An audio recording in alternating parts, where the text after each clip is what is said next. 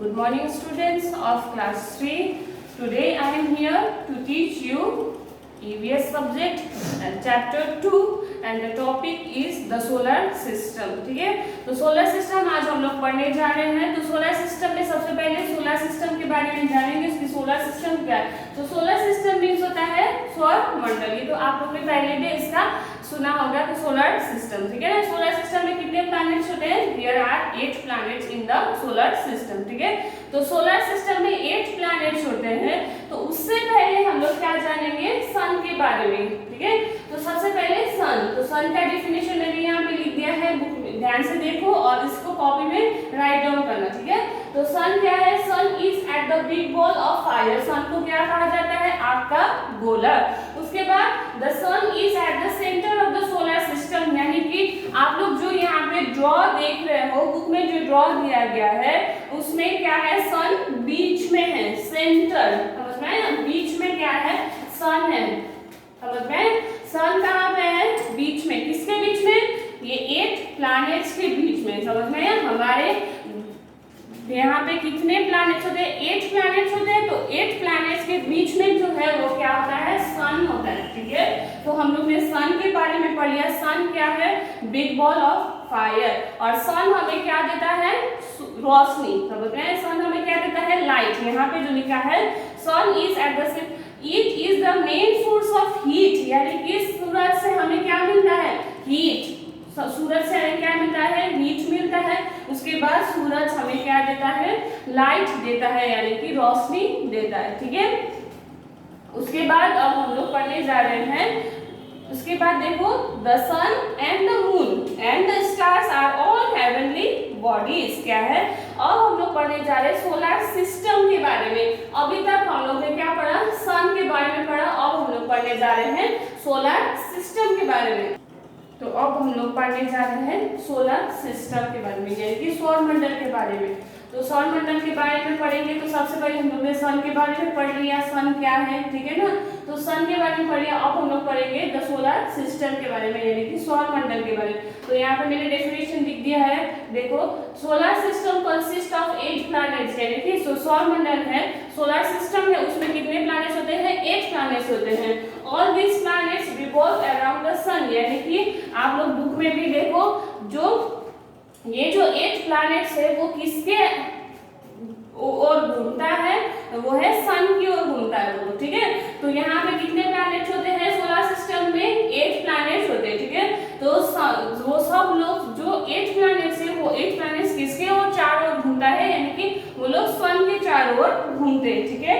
उसके बाद यहाँ पे देखो, the 8 planets of the solar system. मैंने अभी बोला कि सोलर सिस्टम में कितने प्लैनेट्स होते हैं? 8 प्लैनेट्स होते हैं। तो उसका नाम है सबसे पहले Mercury, Venus, Earth, Mars, Jupiter, Saturn, Uranus, Neptune. तो आप लोग बुक में देख के there are 8 planets in the solar system, तो ये आप लोग बुक से देख के उसका नाम 1 2 3 4 करके ऐसे करके कॉपी में लिख लेना, ठीक है।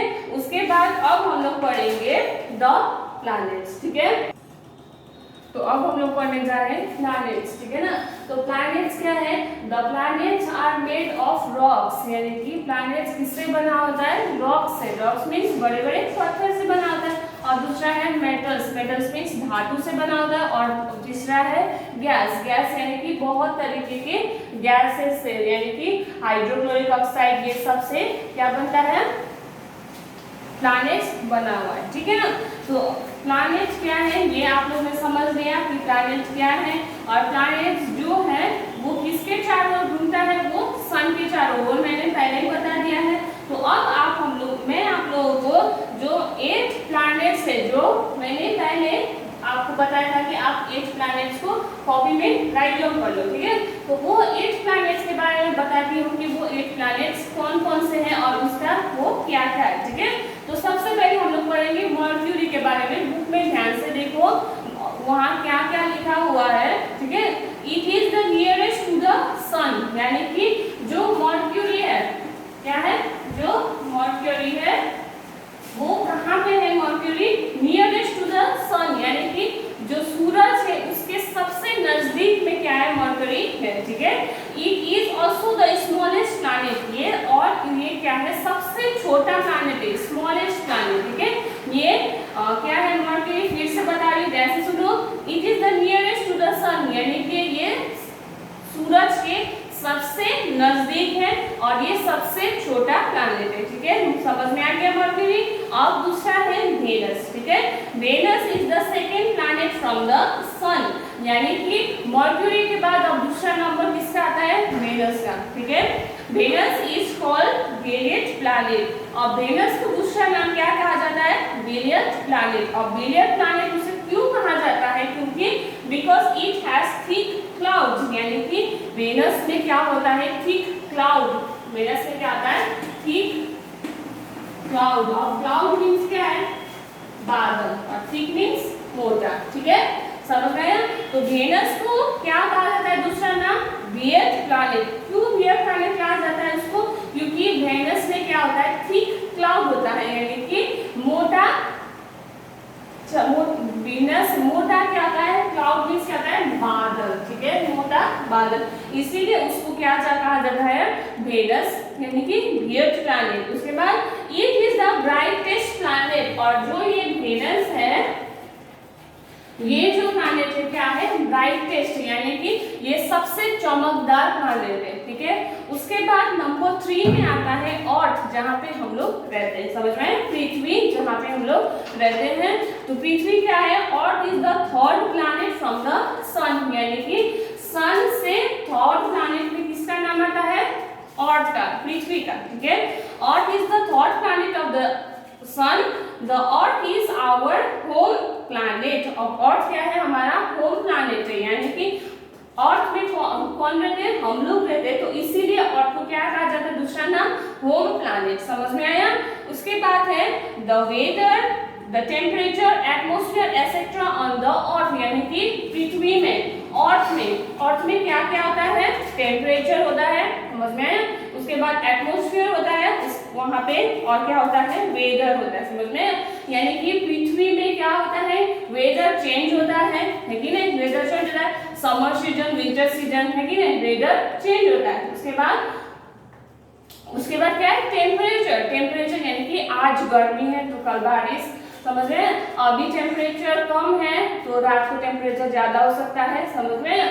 तो क्या है, अर्थ में क्या हो सकता है, वेदर हो सकता है, टेम्परेचर होता है, और दूसरा क्या होता है, एटमॉस्फेयर, समझ में, एटमॉस्फेयर होता है। तो just right to keep us alive, ये सारी चीज क्यों होते हैं अर्थ में, ताकि हम लोग जिंदा रह सके, समझ रहे हैं, ताकि क्या रह सकते, हम लोग जिंदा रह सकते हैं। उसके बाद it is the only planet in the solar system have water and air.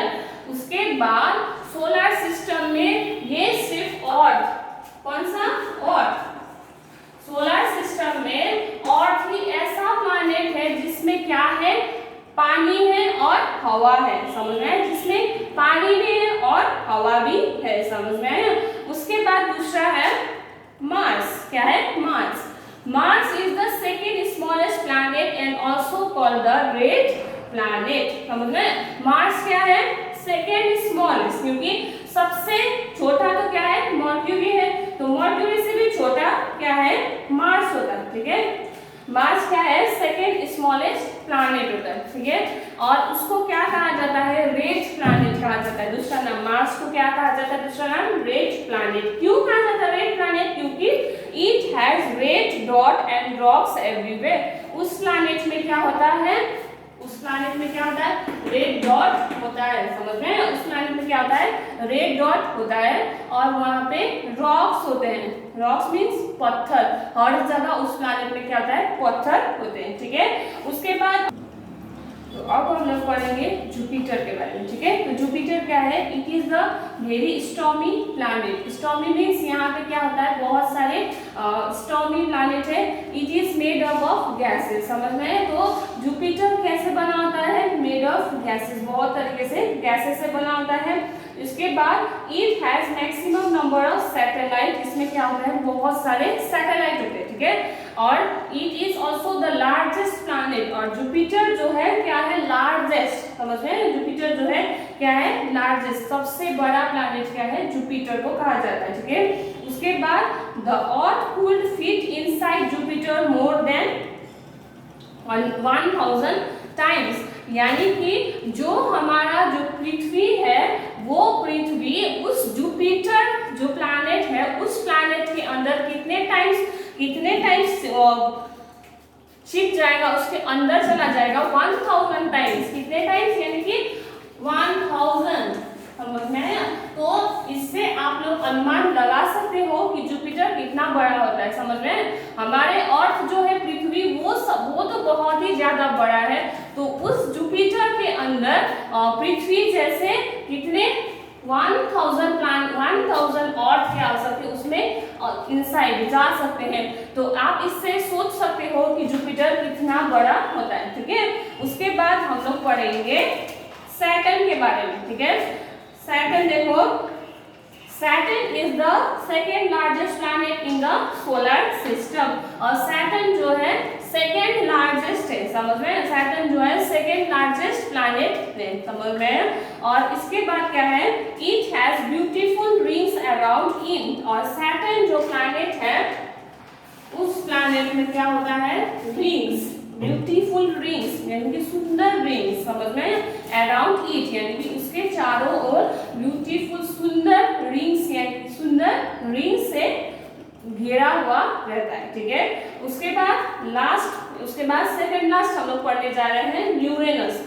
It is the third largest planet in the solar system. और यूरेनस जो है थर्ड लार्जेस्ट प्लैनेट है। ठीक है, उसके बाद it is also called the ice giant because it is an extremely cold planet. और Uranus को दूसरा नाम क्या कहा जा सकता है, आइस जैंट। क्यों आइस जैंट कहा जाता है? क्योंकि उस प्लैनेट में बहुत ही ज्यादा ठंड पड़ती है। समझ में? इसीलिए उसको क्या कहा जाता है, दूसरा नाम आइस जैंट। उसके बाद लास्ट जो है सोलर सिस्टम का जो लास्ट प्लैनेट है वो है Neptune. Neptune is the 8th planet from the sun and the 4th largest planet. और नेपच्यून जो है 8th प्लैनेट है। नेपच्यून का नाम कौन से स्थान में आता है, 8th पोजीशन में। ठीक है, और सन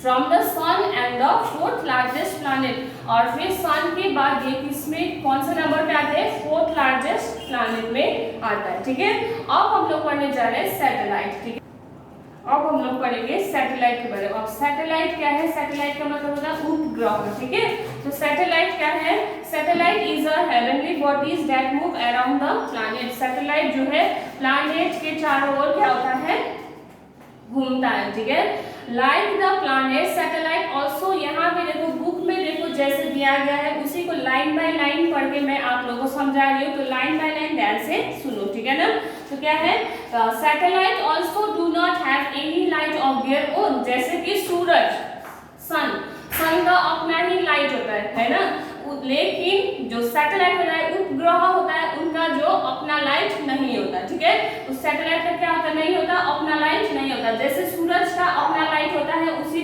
लेकिन सैटेलाइट का अपना लाइट नहीं होता। ठीक है, they also reflect the light of the sun. और वो अपना लाइट कैसे रिफ्लेक्ट करता है, with the light of the sun, सूरज की लाइट से। ठीक है, the Earth has only one satellite, the moon.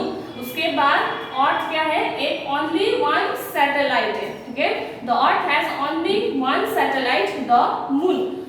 क्या है, पृथ्वी जो है एकमात्र सैटेलाइट है जिसका कोई नहीं होता। समझ में, कोई लाइट नहीं होता। समझ में? उसके बाद अब हम लोग पढ़ेंगे द मून, चंद्रमा के बारे में, जो प्रकृति। नेक्स्ट जो टॉपिक है वो है moon. The moon is the natural satellite of the earth. जो मून है वो क्या है, नेचुरल यानी कि कुदरत ने दिया हुआ सैटेलाइट है जो पृथ्वी में। ठीक है, उसके बाद and it moves around the earth, ये अर्थ के पृथ्वी के चारों ओर घूमता है। ठीक है, moon is much smaller than the sun, यानी कि जो सूरज है सूरज से काफी ज्यादा क्या होता है, छोटा, स्मॉलर, छोटा होता है मून। समझ में? सन के मुकाबले मून काफी ज्यादा छोटा होता है। ठीक है, it appears to be much bigger than the stars. और जो मून है वो स्टार्स यानी कि तारा जो होता है उसके मुकाबले मून जो है वो बड़ा होता है। सन के मुकाबले छोटा और स्टार्स के मुकाबले बड़ा। समझ रहे हैं? मून क्या होता है, सन के मुकाबले छोटा होता है और स्टार्स के मुकाबले वो बड़ा होता है, ठीक है। Because it is much closer to the earth, क्यों? क्योंकि ये क्या है, अर्थ के हमारे पृथ्वी के सब क्लोजर, यानी कि जो हमारा पृथ्वी है उसके सामने में क्या है, मून है, ठीक है। उसके बाद हम लोग पढ़ेंगे स्टार्स, समझ में आया? स्टार्स के बारे में ध्यान से देखो। The sun is also a star, जो सूरज है वो भी एक स्टार ही है, वो भी एक तारा है, ठीक है। लेकिन stars are huge heavenly bodies having their own heat and light, लेकिन जो स्टार्स है, तारा है, वो अपना ही क्या है, ह्यूज यानी कि सबसे बड़ा, बहुत बड़ा, विशाल, ह्यूज यानी कि विशाल, समझ रहे हैं? हेवनली यानी कि स्वर्गीय बॉडीज है, समझ रहे हैं? Having their own heat and light, समझ रहे हैं? उसके पास क्या है, अपना ही हीट है, अपना ही हीट है और अपना ही लाइट है, समझ रहे हैं? Look at a clear night sky, जब हम लोग रात को, जब आकाश में कोई बादल नहीं रहता, ठीक है, उस टाइम पे जब हम लोग आकाश को देखते हैं, you may see a group of stars, और आपको वहां पे दिखाई देता है कि बहुत सारे स्टार्स यानी कि ग्रुप ऑफ स्टार्स वहां पे होते हैं, फॉर्मिंग अ शेप और पैटर्न, और उस पे क्या होता है, उसका अपना ही एक शेप होता है और पैटर्न होता है, ठीक है। और नेक्स्ट जो टॉपिक है वो है कॉन्स्टिलेशन। अब जो है हम लोग का नेक्स्ट एंड लास्ट टॉपिक, ठीक है। इस चैप्टर का नेक्स्ट और लास्ट टॉपिक जो है वो है कॉन्स्टिलेशन। क्या है? कॉन्स्टिलेशन। और कॉन्स्टिलेशन को हिंदी में क्या कहा जाता है? नक्षत्र, या फिर उसको दूसरा नाम हम लोग बोल सकते हैं तारा का समूह, यानी कि स्टार्स का समूह, ग्रुप ऑफ स्टार्स भी कहा जाता है, समझ में? यहाँ पे है इसका डेफिनेशन, ध्यान से देखो। Constellation is a group of stars, मैंने बोला था कॉन्स्टिलेशन को क्या कहा जाता है? ग्रुप ऑफ स्टार्स, यानी कि तारा का झुंड, समझ में? That seems to make a picture or figure in the sky, यानी कि जो तारा का समूह है वो समूह से क्या बनता है? एक पिक्चर, पिक्चर या फिर फिगर, यानी कि फिगर, एक फिगर बनता है तारा के समूह से, ठीक है। इन द स्काई यानी कि आकाश में। फॉर एग्जाम्पल पोलर बियर क्या बनता है? पोलर बियर का फिगर बनता है किससे? तारा के समूह से। जब हम लोग देखते हैं आकाश में जो कोई बादल नहीं रहता, जब तारा का समूह रहता है, ग्रुप ऑफ स्टार्स रहते हैं, उस ग्रुप ऑफ स्टार से कुछ कुछ ड्रॉ बना हुआ रहता है, और उस ड्रॉ में एक क्या बना रहता है? पोलर बियर, उसका दूसरा है उर्सा मेजर एसेट्रा, समझ में आया? फॉर आर कॉन्स्टिलेशन, उसे क्या कहा जाता है? कॉन्स्टिलेशन, समझ में आया आप लोगों को? ध्यान से जो मैं पढ़ा रही हूँ उसको ध्यान से पढ़िए बुक में, और जो मैंने यहाँ पे डेफिनेशन लिखा है उसको आप लोग कॉपी में अच्छे से लिखिएगा। Thank you, have a nice day.